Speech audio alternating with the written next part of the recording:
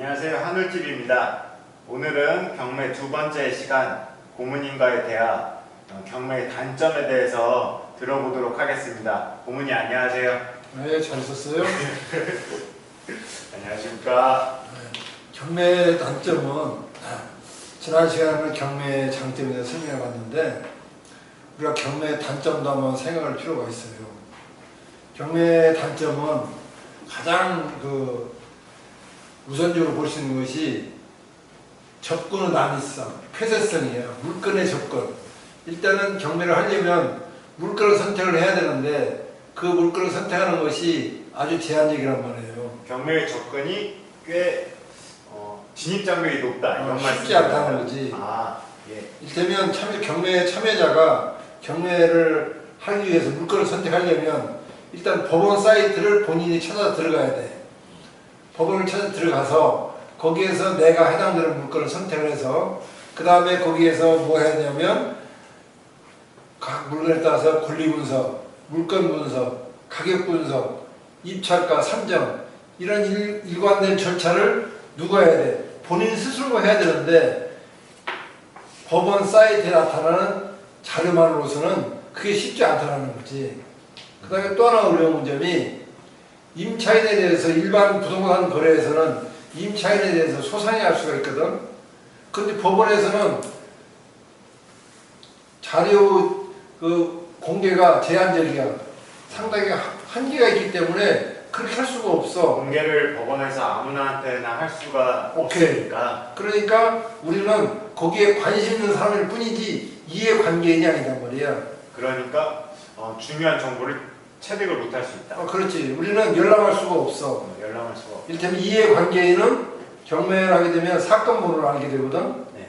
그러면은 거기 열람을 해서 사건의 내용을 전체로 알 수 있는데 우리는 거기 이해관계자는 아니야. 단지 그 물건에 관심 있는 사람일 뿐이야. 그렇기 때문에 임차인에 대해서 구체적으로 이 사람이 어떤 성향의 사람이고 어떤 조건이 이걸 자세히 알 수가 없어. 단지 어떤 것만 알 수 있냐? 언제 들어오고 금액이 얼마인지 또 배당 신청을 했는지 안 했는지 확정 일자를 받았는지 이런 정도에 불과하거든. 그러니까 이런 자료를 가지고서는 물건 분석, 권리 분석, 가격 산정 이런 것들이 쉽지 않다는 거지. 그래서 가장 어려운 것이 이 정보의 폐쇄성.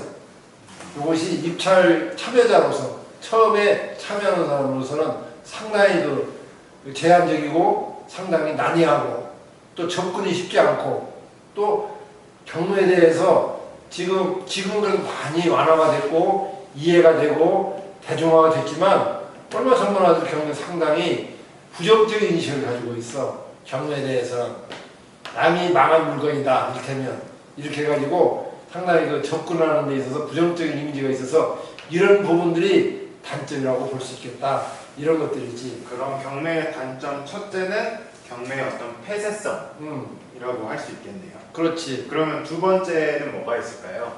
두 번째는 권리 분석의 난이성이야. 권리 분석이 쉽지 않아.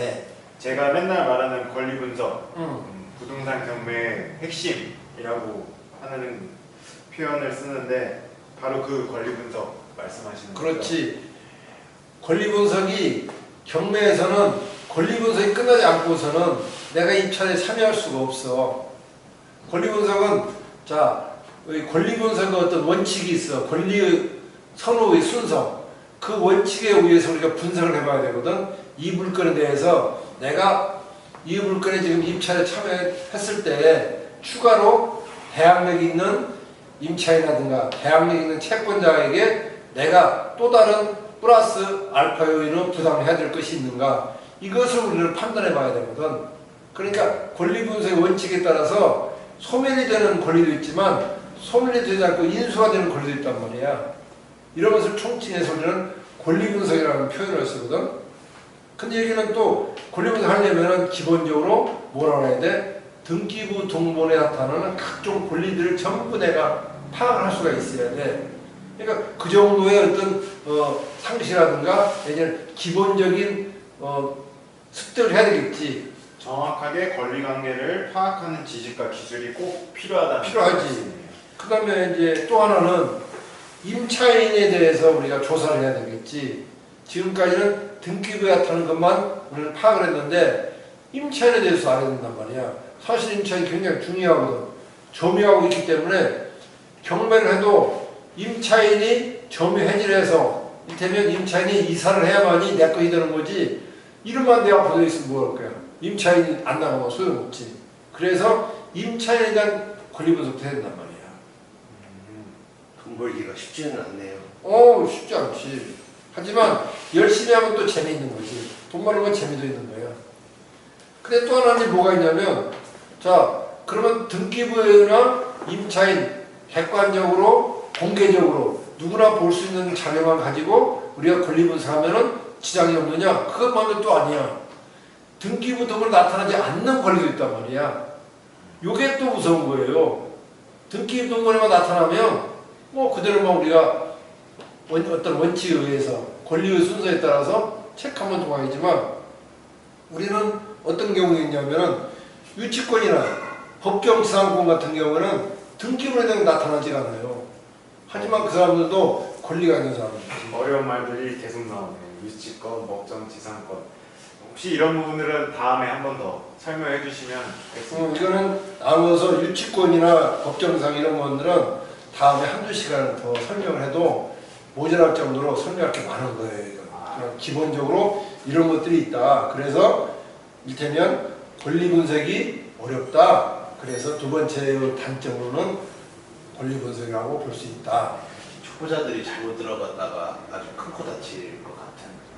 그럼 권리 분석이 어렵기 때문에 누구나 쉽게 법원에 쓸 수가 없지. 입찰자로서 참여할 수가 없다고. 바로 이 권리 분석 때문에. 어떻게 보면 또 좋은 거 아닙니까 이런 게? 그렇지. 내가 알면 좋은 거지.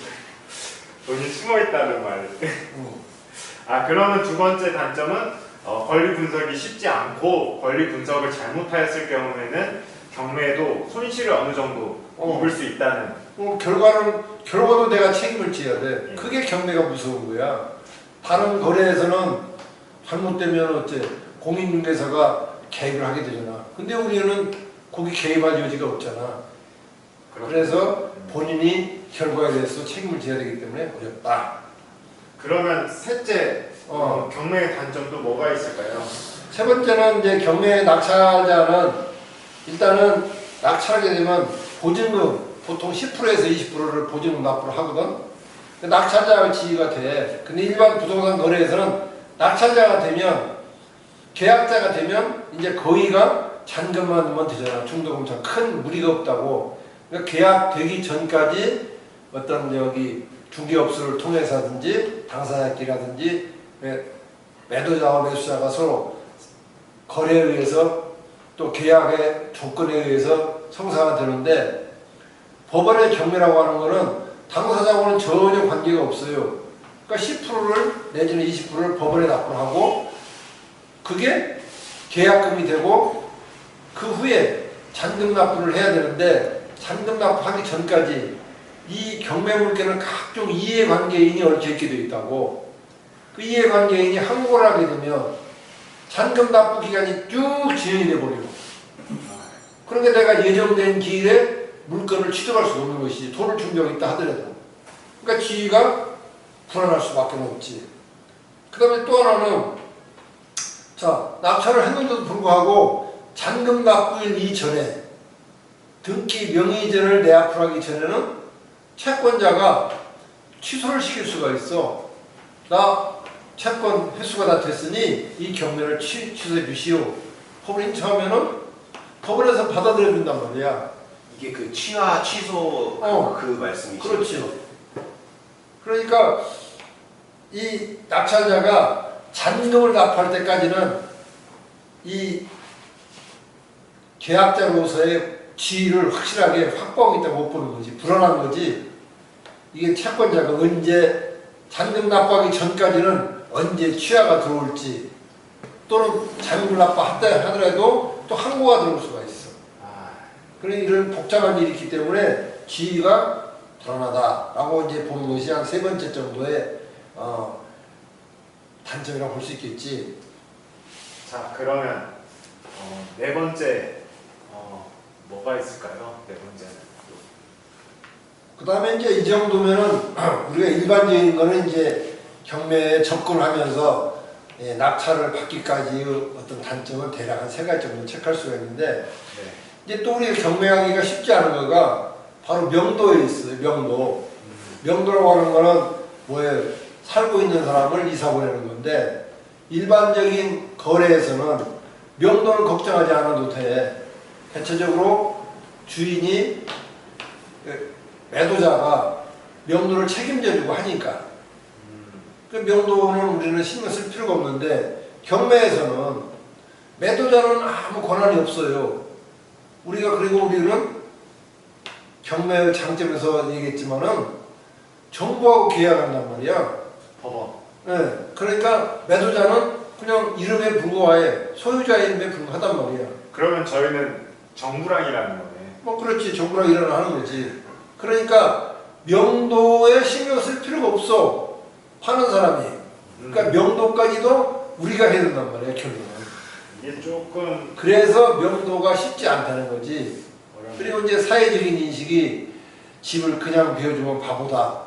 뭐 이런 이상한 그 인식도 있어가지고 일단 명도를 내가 해야 된다는 거야. 내가. 그래서 법원에서는 인도명령 제도라는 게 있어. 단점이기는 하지만 단점을 보완하는 제도가 인도명령 제도라는 게 있어.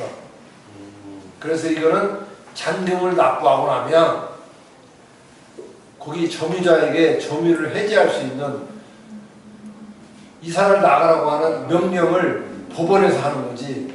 그러니까 매수자는 법원에다가 인도명령 신청을 하고 인도명령에 의한 것은 법원의 판결이니까 인도명령 결정에 의해서 점유자가 이사를 가야 되고 그렇지 않으면 강제로 우리가 집행할 수 있는 그런 권한까지도 주어지니까 어쨌든 간에 명도가 원만하게 쉽게 되지는 않는다. 그래서 이거는 단점이라고 볼 수가 있다.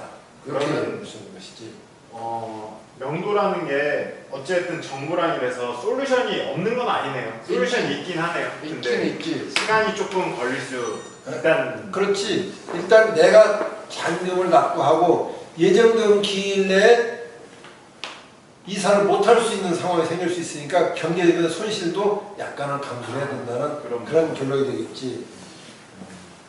또 그러면 어떤 단점? 그 다음에 대략적인 것을 짚어봤는데 예. 또 하나는 이제 잔금이 법원에는 이 경매라고 하는 거는 내가 항상 얘기했지만 법으로 시작해서 법으로 끌어내는 게 경매라고 하잖아. 그러니까 이 경매라고 하는 거는 잔액도 일시에 납부를 해야 된단 말이야. 예. 그러니까 개인들 간에는 잔금 납부 기간을 조정할 수가 있어요. 내고가 가능하죠. 네, 금액 가격도 뭐 올리고 깎고도 할 수 있지만 또 기간을 연장할 수가 있다고. 개인들 간에는 연장도 가능하고 뭐 상당히 어떤 그 활용할 수 있는 운영할 수 있는 그런 여지가 있는데 법원에서는 전혀 그런 여지가 없어요. 선택 여지가 없어. 민사집행법에서 정해진 잔금 납부 기일을 법원에 통지를 해두면 우리는 거기에서 그 기한 내에는 어떤 경우에도 불구하고 잔금 납부를 해야 돼. 만약 잔금 납부를 하지 않으면 어떻게 돼? 보증금이 날라. 보증금을 할 수 없이 포기할 수밖에 없는 상황이 벌어지니까 우리는 잔금 납부 기일이 확정되어 있기 때문에 대금 준비하는데 애로사항이 있다. 이것도 단점으로 볼 수 있겠다. 뭐 이런 정도로 크게 우리가 단점으로 보면은 한 5가지 정도 이렇게 볼 수가 있어. 예. 그러면 경매의 단점은 한 5가지 정도로 파악이 되고 그 다음 편은 그러면 법정 지상권이나 오늘 나왔던 유치권 이런 어려운 단어들 한 번 더 알아보는 시간 갖도록 하겠습니다. 감사합니다, 고문님. 네. 네이버 카페에서 하늘경매 동호회를 검색하시면 다양한 경매 후기와 저희가 낙찰받은 물건들을 확인하실 수 있습니다. 또한 더 자세한 상담은 02-2233-6233으로 연락해 주시면 가능합니다. 저희 한울TV에는 오프라인에서 활동하는 한울 경매 동호회가 있습니다. 경매를 좋아하고 경매를 통하여 원하는 재테크를 해보자는 순수한 의미의 경매 재테크 동아리입니다. 그 활동 사항은 네이버 카페 한울 경매 동호회를 열람해 보시면 자세히 알 수 있습니다.